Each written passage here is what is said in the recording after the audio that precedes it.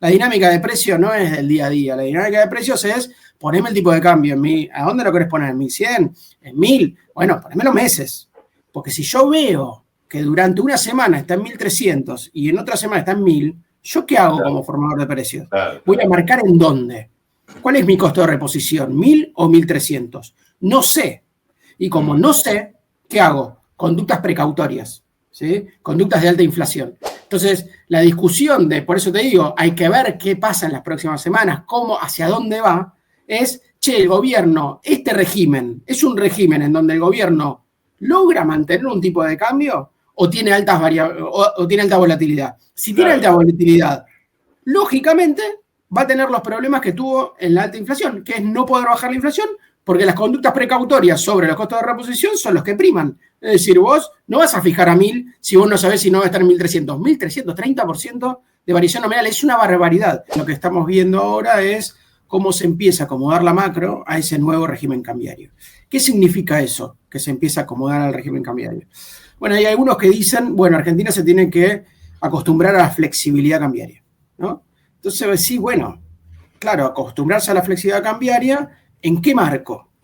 Porque los países que tienen flexibilidad cambiaria son países que no tienen alta inflación, o por lo menos que la superaron.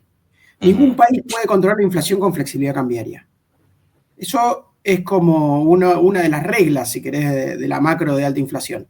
Todos los países que logran bajar la inflación, cuando tienen episodios de alta inflación de largo alcance o inercia inflacionaria como tenemos nosotros, de alguna u otra forma logran encontrar una regla cambiaria. Y tal vez lo que está buscando el gobierno es buscar esa regla cambiaria. Claro. ¿Cuál es la regla cambiaria, independientemente del nivel? Que es importante. ¿Cuál es la regla cambiaria que puede hacer para convencer al mercado de que ahora nos quedamos acá?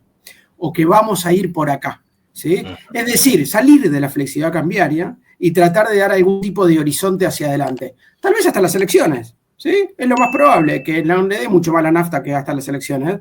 Y en el marco de un acuerdo que le pide comprar reservas, ¿sí? Que tiene una meta de reservas que le complica los planes, porque efectivamente lo que tiene que hacer el gobierno es comprar reservas. Para comprar reservas, para poder comprar dólares en el mercado oficial, lo que tiene que hacer, obviamente, lógicamente, es no apreciar mucho tipo de cambio. Si vos aprecias mucho tipo de cambio, te vas a 1000, no vas a comprar muchas reservas. Entonces, ¿qué pasa? Claro, la tensión que tenés es lo que decían hace un ratito. Bueno, vos tenés que llevar el tipo de cambio un poquito más arriba para poder comprar reservas, para cumplir el acuerdo, pero al mismo tiempo, si subís mucho el tipo de cambio dentro de la banda, tenés un problema que es que tenés un problema reputacional, que es lo que decían recién. Che, mirá, al final devaluaste, al final ibas a devolver, claro. Devaluaste. El régimen de bandas es devaluar, efectivamente, que es lo que en general todo el mundo cree, ¿no? Digamos, por algo salís del Crowell-Peg. Cuando vos salís de los Crowell-Peg y es un régimen más flexible, no es para apreciar, sino para devaluar. Entonces vos decís, bueno, che, hay algo de eso, pero al mismo tiempo eso tiene consecuencias en los precios y ahí aparece algo que nosotros escribimos en el último informe, que es, che, ahí tenés un quilombo que es que rompe el mandato. ¿Sí? Rompe su mandato, y que es un poco lo que quiero explicar en qué marco implicaba ese mandato, que es el mandato de la desinflación. Es decir, este gobierno tiene una gran complicación en el régimen cambiario de flexibilidad o en un régimen cambiario que sube el tipo de cambio, ¿sí? que impone de alguna u otra forma una devaluación o que hace acelerar la dinámica de precios, como vos mostrabas y como nosotros nos da en los precios de los supermercados, en donde está claro que hay una aceleración inflacionaria, está clarísimo. Los precios no bajan, los precios cuando hay disrupciones cambiarias, para arriba, para abajo, para donde vos quieras, por un tiempo, por lo menos por un tiempo hasta que se acomoda, suben los precios y eso tiene consecuencias. ¿Sí? Tiene consecuencias sobre todo en una cuestión política que tiene que ver con la desinflación, que fue la principal herramienta que tuvo el gobierno, clarísima en nuestro análisis de ingresos, que permitió mejorar la situación económica en la población. Es decir, si el gobierno no logra bajar la inflación, este gobierno va a tener una dinámica que es lo que se empezó a ver en marzo, que ves en la línea azul, en la línea colorada, que ahora les cuento, que es lo que empieza a pasar, que de repente los ingresos reales empiezan a caer, ni siquiera se estancan, empiezan a caer con fuerza. Sí, sí. O sea que el gobierno, en esto de anclar el tipo de cambio, liberar el cepo para los minoristas, pero en vez de ir hacia, como vos decías, con unas bandas que implican una devaluación, impliquen en este caso una revaluación del peso, o por lo menos hasta el día de hoy quedarse donde estaba antes de la liberación del cepo, eso, digamos, le sirve y lo estaría haciendo para tratar de volver al esquema de desinflación que tenía en algún momento, digamos, hasta fin de año. Sí, sí, exactamente. El mandato de la desinflación la tiene, yo creo que desde el origen, ¿no? Es un gobierno que dijo, yo vengo a derrotar la inflación, que es el principal cáncer que tiene la economía. Chao, listo. Ese mandato lo tiene de origen y lo estaba empezando a romper cuando cambia el régimen cambiario y hay una DEVA de 10% que lleva a una dinámica. Ahora, al mismo tiempo, lo que te digo, Claudio, para sumar cosas, es que está todo bárbaro en discutir día a día, pero las cosas no se ven en el día a día. La dinámica de precio no es del día a día. La dinámica de precios es ponerme el tipo de cambio en mí. ¿A dónde lo querés poner? ¿En 1100? ¿En 1000? Bueno, ponémelo meses. Porque si yo veo que durante una semana está en 1300 y en otra semana está en 1000, ¿yo qué hago como formador de precios? Voy a marcar en dónde. ¿Cuál es mi costo de reposición? ¿1000 o 1300? No sé.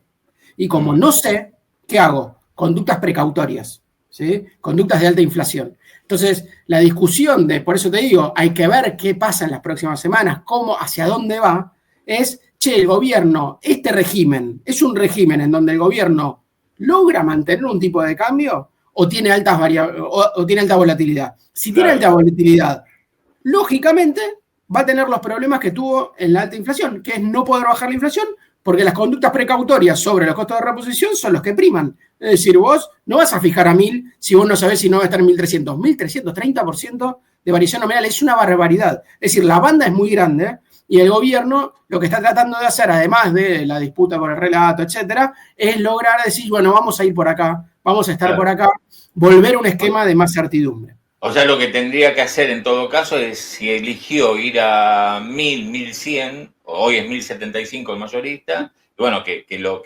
tenga por los próximos meses para lograr justamente que retomar el ancla cambiaria.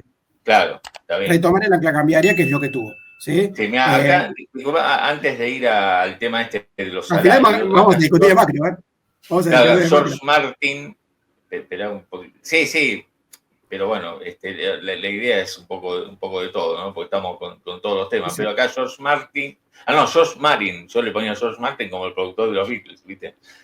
Dice, la tonelada de hierro hace una semana costaba 1.390 por 1.230 pesos, hoy cuesta 1.390 dólares por 1.110 pesos. Ahí tenés, digamos, directamente un traslado a precio a la baja por la baja del dólar, digamos, ¿no? Perfecto. Entonces, ¿y la semana que viene cuánto va a estar? La semana que viene, el mes que viene, ¿cuánto va a estar? Si yo sé que va a estar a 1.110 pesos, voy a poner el precio ahí. Si no, ¿qué voy a hacer? Voy a esperar. Hoy Federico confían en que lo voy a poner alto por si acaso. Eso es lo que suele suceder, digamos. No son conductas de alta inflación escritas, recontra documentadas. Son conductas precautorias de los fijadores de precios. Es lógico. Ahora, ¿cuál es el límite? El mercado. Es decir, el límite que te pone en alta inflación una conducta precautoria que se pasa es que el mercado no te convalide. Es decir, que la demanda diga no, yo no voy a comprar ese precio. Mientras la demanda esté, la conducta precautoria se convalida y hay inflación. Digo, el mensaje que recién pasaba este chico George, pareciera, si uno se hace la pregunta, bueno, ¿cuánto va a estar la semana que viene o el mes que viene? Que ahora hay como una especie de confianza en que la semana que viene y el mes que viene va a estar en ese nivel. No sé si estás de acuerdo con eso. Si los precios, para que pase eso, tiene que haber una baja en los precios.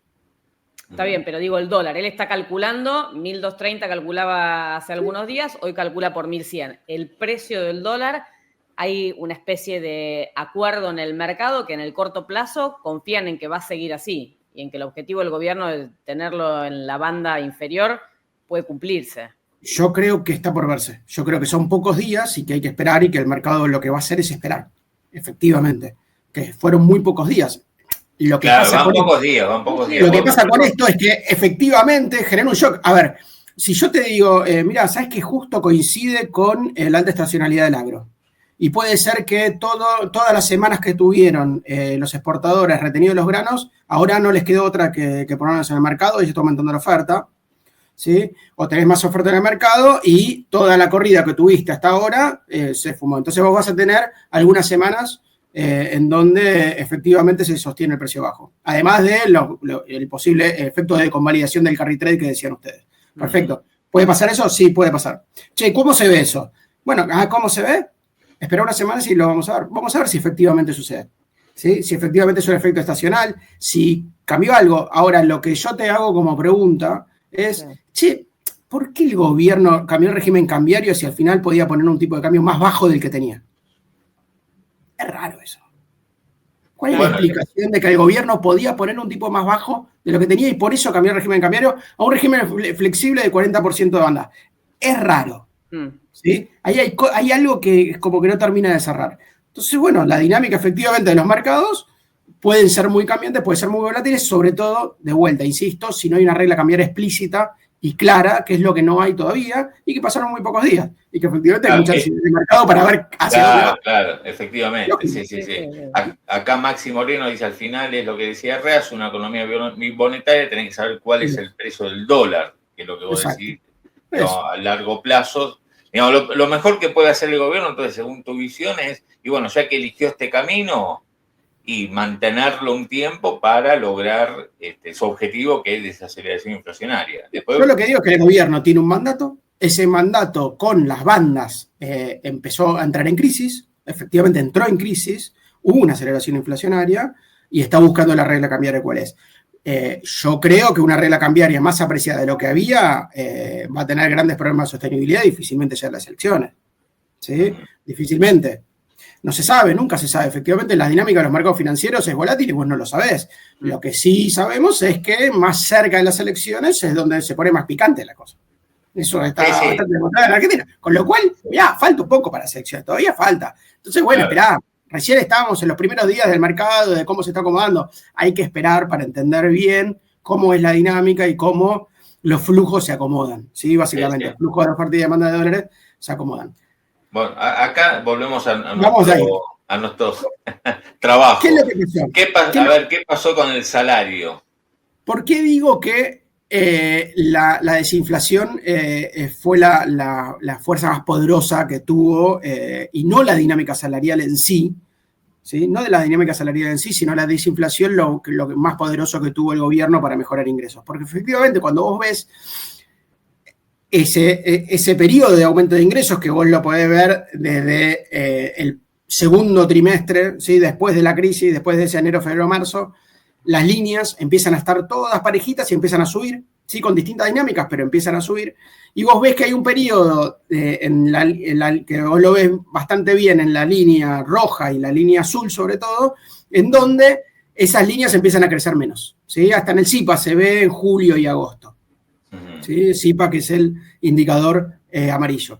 Lo que estábamos mostrando ahí es que efectivamente cuando bajó mucho la inflación, ahora anda el gráfico de las barras amarillas, cuando bajó mucho la inflación, es decir, ahí tenemos el IPC, los valores del IPC en líneas rojas, efectivamente los salarios bajaron la velocidad de aumento mensual, pero cuando la inflación logra bajar y logró romper los pisos, efectivamente los salarios quedaron arriba. Ahí vemos, por ejemplo, los salarios de convenio, en mayo y junio quedaron arriba, después se empataron y después cuando el gobierno logra romper la barrera del 4% mensual, vuelven los salarios a estar arriba. Ahí lo tenemos en septiembre, en octubre, en noviembre, ¿sí? Los salarios de convenio lograron estar un poco arriba. Ahora, fíjate que entre octubre y marzo, la inflación no bajó de 2,4, de 2,2. O sea, no bajó de 2, tuvo una franja entre 2 y 3%. Es decir, que ese periodo de desinflación, ¿sí? Ese poder de la desinflación quedó anulado porque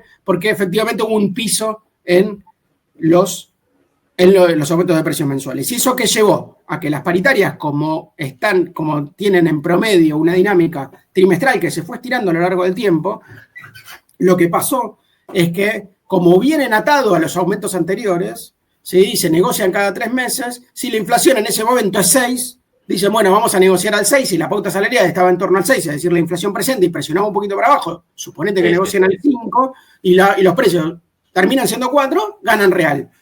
Ahora, cuando la inflación se queda en 2,5 y el gobierno dice, bueno, vamos al 2, vamos al 1,8, vamos al 1,5, ¿qué es lo que pasó en el último trimestre? ¿Sí? Hasta hay paritarias que negociaron 1,2, 1 o 1% camioneros. Lo que terminó pasando es que como la inflación no bajó y de hecho en marzo subió, la línea roja, que es la inflación, quedó muy por arriba de las barras amarillas. Claro. ¿sí? Y eso tiene que ver con que eso tiene que ver, cerrá y te pregunto. Y eso tiene que ver con que la pauta salarial fue demasiado exigente, es decir, cuando la pauta salarial le pide a los salarios, che, anda más o menos un poquito por debajo de la inflación y la inflación efectivamente baja, lo que tenés es un proceso virtuoso en donde la pauta salarial baja, es decir, los salarios nominales van bajando, ayudan, acompañan la desinflación y la inflación baja más rápido porque efectivamente los precios van por el ascensor para arriba y para abajo y los salarios por la escalera, es decir, van negociándose trimestralmente. Lo que pasa es que cuando baja la inflación, efectivamente está todo bien. Vos negociás salarios nominalmente, que se negocian nominalmente desacelerándose, pero tenés aumentos reales porque la inflación baja mucho. Cuando la inflación deja de bajar y te piden aumentos nominales cada vez más bajos y quedás debajo de la inflación, perdés en términos reales y eso cambia la negociación colectiva. ¿Por qué? Porque cuando vos reabrís la negociación, cuando tenés que negociar de vuelta, lo que te pasa es que perdiste en términos reales. Y cuando vos perdés en términos reales, decís, che, ¿me devolvés parte de lo que perdí? ¿Me devolvés lo que perdí? O sea, negociamos, está bien, yo negocio al 2%, pero che, los 2 puntos esos, ponemos 4 ahora, 4, 2, 2, y ahí se genera un problema, que es que la nominalidad de la negociación colectiva empieza a subir de vuelta y no se sigue contrayendo como que el gobierno.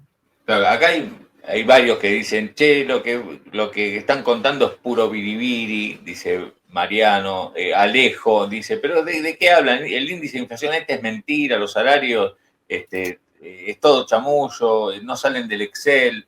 Otro dice, pero esto es falso lo que están diciendo porque en realidad el gobierno está derrotando la inflación. Ahí, viste, depende para dónde piense cada uno de los que nos está escuchando, dejo un mensaje, pero acá estos son datos que surgen, por un lado del INDEC y por otro lado de las paritarias, o sea, son datos públicos, ¿no? Que estamos, o Federico está haciendo un análisis fuera de foco, son datos públicos, todo lo que está charlando. La pregunta que te quiero hacer es esto, de los salarios, digamos, en el último tiempo, cuando vos vemos ahí marzo, la barrita amarilla, donde las paritarias justamente se negociaron para abajo, vos decías, el 1 camioneros, el 1,2. A ver, da ejemplos de los que te acuerdes de esas paritarias donde efectivamente ya se venía negociando para marzo al 1 o 1 y pico % cuando la inflación iba claramente para arriba. Mira, las 2 paritarias más importantes negociaron por debajo del 2%, que son comercio y construcción. Ambas paritarias son las 2 más importantes, más de 1 millón de personas cada una.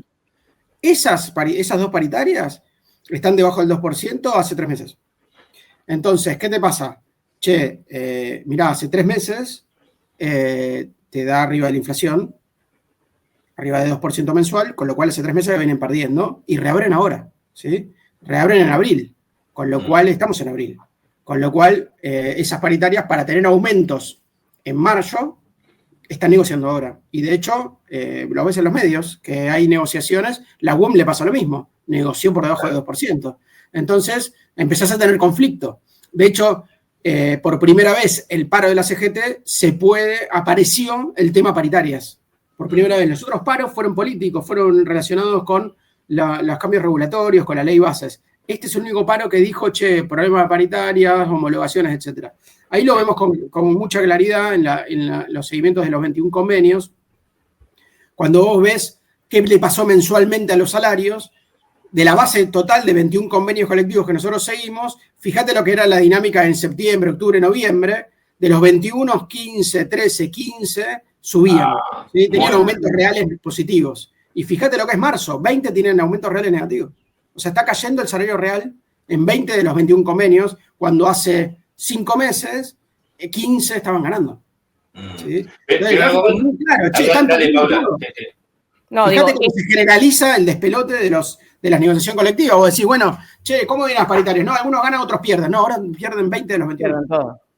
Sobre todo, digo, en marzo. Hay un problema más general, sí, perdón. Sí. No, digo, en marzo esto es producto del 3,7 de inflación, el salto de marzo, ¿no? Sí, pero fíjate en febrero, que eran 17 de 21, con lo cual, claro, también. El 3,7, que es un dato grande, ya te daba que el 70-80% de las paritarias estaban abajo. Claro, bueno, porque es ahí donde este primer trimestre del año, donde empezaron a cerrar trimestralmente al 1,5% como mucho de mensual. 1,8, 1,5, efectivamente. Una paritaria de una pauta, nosotros lo llamamos en el informe de enero, una pauta salarial demasiado exigente para los niveles de inflación. O sea, era cantado para nosotros de que era muy difícil que el gobierno baje la inflación de 2% en ese momento. Ahora ya estamos en 3,7. Las proyecciones de inflación para abril, a nosotros nos dan 3,7, Claudio. O sea, no nos va por debajo de 3, no, lejísimo, lejísimo. ¿Por qué? Porque efectivamente tuviste un traslado de precios de este cambio de régimen cambiario que hay que ver si lo pueden revertir una parte, pero lo tenés al traslado, con lo cual ya hay una dinámica ya lanzada que complica los resultados salariales. Pues yo lo que veía era que, bueno, yo ponía de Alposito, le da 3,5, pero me agarraba también de lo que decía Ferreres. Ayer Spotorno dice, el índice nos va a dar abajo de 3 porque están retrotrayendo precios, y yo lo que tenía que decir, las empresas que aumentaron precios la semana pasada, ayer por lo menos oficializaron la marcha atrás. Pero bueno, está bien. Vamos a ver. Vamos a ver, estamos a 22 de abril, qué sé yo. Sí. Acá eso, Walter dice, le da menos de 3, lo que acabo de decir. ¿Qué decías, Paula? Es lo que nosotros nos da, lo que digo es que con 3 o más de 3, lo que estamos hablando es que las paritarias te dan 1,8, 1,6 en promedio de marzo. Claro. Está lejísimo, ya, o sea, está muy planteado el esquema. Sí. No, digo que la promesa en la primera parte del año era que en el mes de febrero el CROL se reducía del 2 al 1%, y entonces la inflación efectivamente iba a empezar a partir del mes de febrero a bajar ya a otra velocidad, que era lo que prometía o divulgaba el gobierno, que efectivamente no pasó. O sea, hasta acá lo traes clarísimo, que en este primer trimestre la pérdida fue abrupta. Ahora, ¿cómo pensás vos, si es que es correcta la pregunta, este segundo trimestre en términos de negociación, habiendo incumplido con una promesa en el primer trimestre? Déjame planteártelo. Hay un gráfico que lo pasaste antes, que para mí resulta bastante claro de dónde está el problema. Déjame marcarlo un poquito. Ese. Acá, perdón, acá Tate dice que creo que lo perdí a Pastrana, ¿no? Sí, es verdad. Ahora recuperamos. Está circulando. Sí. Ahí va, a ver. Ahí está circulando. Fue como yo. Está bien. Acá, ahora lo vamos a recuperar, se le cayó la conexión. Acá Tate dice 2,7 más 3,7 más 3,7, 10,1 en 3 meses. ¿Cómo se recompone eso? Creo que justamente iba a hablar de eso ahora Federico con este gráfico. Pero porque yo lo que quiero saber, y se le iba a preguntar, es, ¿viste cuando el gobierno dice, bueno, los salarios se están recuperando, vamos bien, digamos, si eso es, digamos, es exacto o no? ¿Entendés? Eso a mí, quiero saber eso. Entonces ahora vamos a charlar con Federico a ver qué nos dice. Bueno, mientras pero un poco, tanto, Claudito, con lo que contábamos hace un ratito mientras se reconecta Federico, de capacidad instalada, a uno se le abren todas las preguntas. Porque si vos decís, una empresa está con una capacidad instalada del 40%, ¿cómo está haciendo para sobrevivir con la capacidad que tiene? Está buena la pregunta. Los empleados, los salarios. Está buena la pregunta. Está bueno. Esperamos, Fede. Y antes que me olvide, Federico, quiero que para tener una idea, cuando el gobierno dice, sí, los salarios ya se recuperaron todo lo que habían perdido, quiero saber si es exacto o no esa aseveración. Pero primero vayamos a lo primero. Yo te lo estoy diciendo para que no nos olvidemos de eso antes de que te vayas. Pero estamos con este gráfico.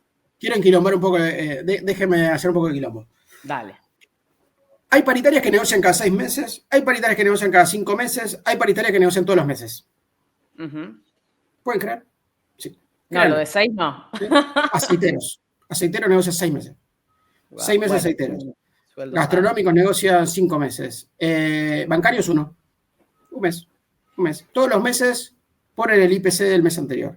¿Sí? O sea, no cambiaron su modelo de negociación hace 1 año y medio. O sea, siguen negociando igual. Hay paritarias grandes como construcción y comercio, que son las dos más grandes, que tienen paritarias trimestrales, ¿sí? Entonces nos tratamos de eso. Ahora, lo que les quiero decir es que esa pauta salarial y la forma de fijar salarios no es uniforme y no está todo claro. De hecho, en un laburo que tenemos con Sebastián Echemendi, que escribimos en el 2021, nosotros decimos, che, acá Argentina es el único país que tiene una negociación colectiva tan viva, es decir, negociaciones salariales, sectoriales tan vivas, sin ningún patrón de coordinación, ¿sí? Y eso aparece en los periodos de contrato. Es decir, si vos tenés algunos tipos de negocian por un mes, otros negocian por 6 meses, la nominalidad de los acuerdos puede ser totalmente variable. Hay unos que están negociando al 3,7 y otros que tienen aumentos al 5, ¿sí? Ahora, hay algunas importantes, y eso es a donde la pauta salarial se mete, que es, che, estos tipos que negocian trimestrales, que son varios, me meto, ¿sí? Sanidad negocia 3 meses también. Pum, me meto y digo, che, la pauta, cuando voy a homologar te digo, bueno, anda por acá. Entonces, ¿qué pasó? Bueno, muchos es enero, febrero, marzo, y en abril tienen que negociar. O hasta abril tienen negociado y tienen que negociar en mayo. Y eso es lo que ves ahí, ¿sí? Que vos tenés una alta concentración en abril de reaperturas o de negociaciones abiertas que no se cerraron, y por lo tanto vos tenés ahora un shock del régimen cambiario, y tenés que negociar y tenés que fijar salarios. Entonces, ¿qué puedes esperar? Bueno, yo te digo, hay distintas formas que tienen, y que está bastante mostrado en los últimos años, de cómo hicieron ante disrupciones las paritarias. Bueno, unos esperaron. El peor de todos para los asalariados. Esperar. No hay aumento. No hay aumento, hay que esperar un poco. Entonces se negocian y negocian y negocian y negocian, ¿no? Y no se cierra ningún salario. Y por ahí tenés en el 15 de mayo que se negocia el salario de abril. ¿Me creen? Es así. Efectivamente. ¿Sí? Fíjense, aceiteros de la paritaria que ayer miré, retroactivo 2 meses. ¿Cómo retroactivo 2 meses? Negocian en abril y le ponen aumentos a marzo. Marzo, abril, mayo. Pará, ¿cómo? Sí, retroactivos. 2 meses atrás. Te pago el salario de 2 meses atrás que no tuvimos negociación. Y eso pasó varias veces.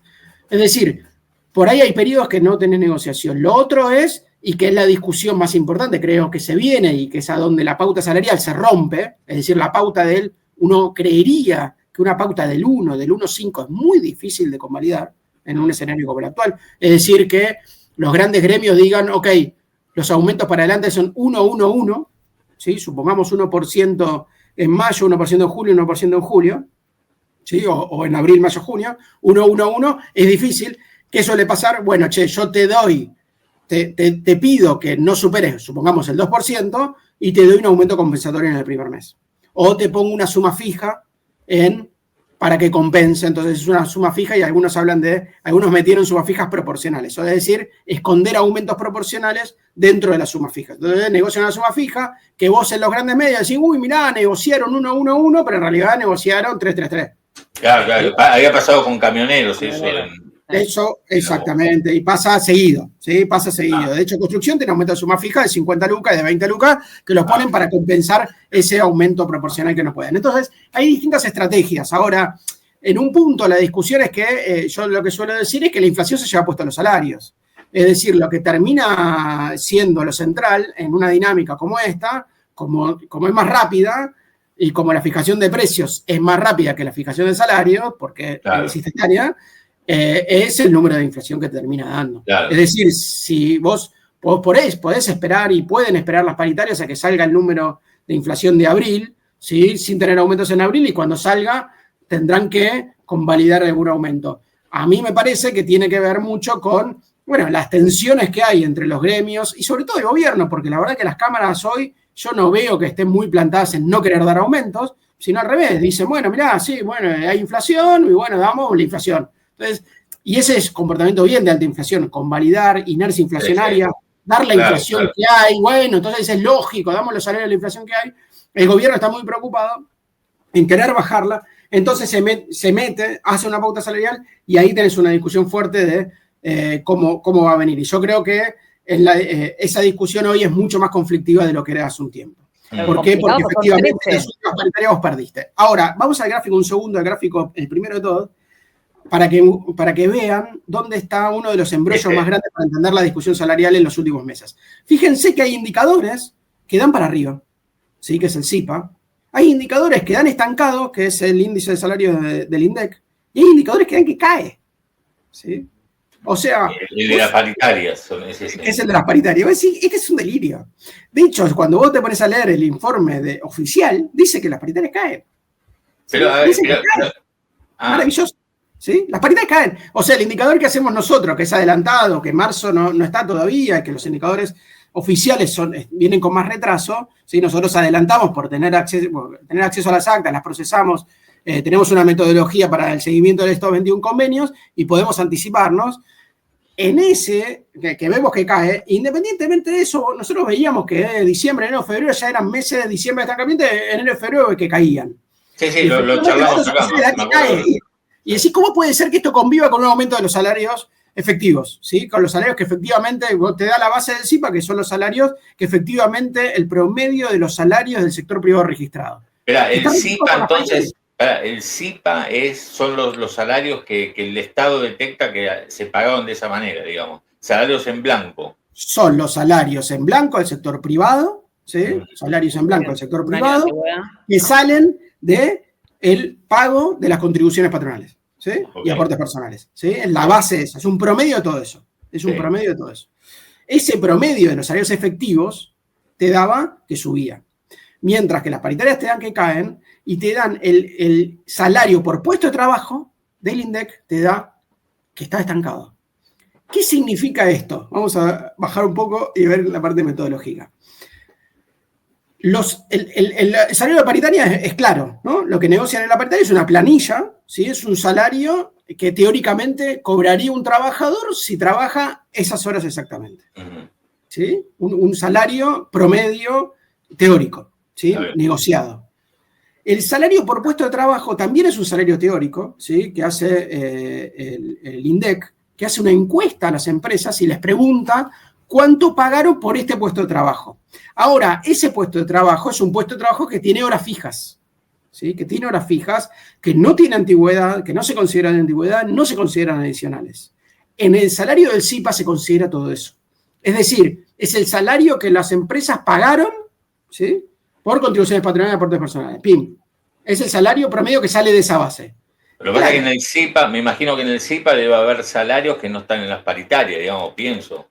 No, lo que te pasa es que por ahí vos vos tenés salarios fuera de convenio, pero tenés salarios dentro de convenio, que son la gran mayoría de los salarios del sector privado registrado, pero que tiene otras cosas, adicionales, horas, etcétera, etcétera. Ahora, ¿cambió el régimen laboral? No tanto. ¿Pero qué cambió? Las horas. Fíjate el gráfico de horas. Okay. Cuando vos ves el componente cíclico, es decir, cuando el ciclo económico sube, es decir, la actividad económica sube, vos tenés que se le pagan más horas a los trabajadores, porque trabajan más horas que cuando la economía está deprimida. Si la economía está muy deprimida, los trabajadores trabajan pocas horas. Si la economía se recupera, pagan más horas.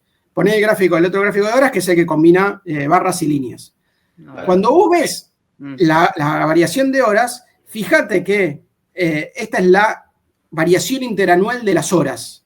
Fíjate cómo están variando las horas, que están variando mucho más, obviamente, y sacás la pospandemia, que en la pandemia se derrumbó y después subió, ¿sí? Si vos sacás el periodo de la pospandemia, justo en la salida de la pandemia, están variando muchísimo las horas en relación a lo que variaban antes, ¿sí? Están subiendo mucho, fíjate cómo habían caído en 2024, ¿sí? Al inicio de 2024, ahora suben un montón. Y fíjate los puestos de trabajo. Los puestos de trabajo en la base del INDEC, esto es cuenta de generación del ingreso del INDEC, que es la única fuente que tenemos de horas. Las horas suben y los puestos de trabajo todavía no se recuperaron. Claro. ¿Qué te está queriendo decir esto? Que es una economía que tiene más intensidad laboral. Es decir, los trabajadores que tienen puesto de trabajo están trabajando más horas, pero no se generan mucho más puestos de trabajo. Es decir, no se recuperaron los puestos de trabajo perdidos, ¿sí? De hecho, se recuperó solamente el 15% del total de puestos de trabajo perdidos, ¿sí? Del total de la pérdida se recuperó solamente el 15%. Ahora, las horas están volando. ¿Eso qué hace? Bueno, te afecta el indicador de salarios. Efectivamente, los trabajadores que están hoy trabajando, cobrando más horas, perciben obviamente un salario mayor, porque vos trabajás más horas, entonces percibís en el mes más plata. Ahora, los que no logran trabajar más horas, no lo perciben, y cuando vos haces el análisis sacando el tema de las horas, es decir, el salario horario, el salario de planilla, el salario que te pagan todos los meses por lo que trabajaste, ¿sí? Sin tener el componente cíclico, ese salario está o estancado o cayendo.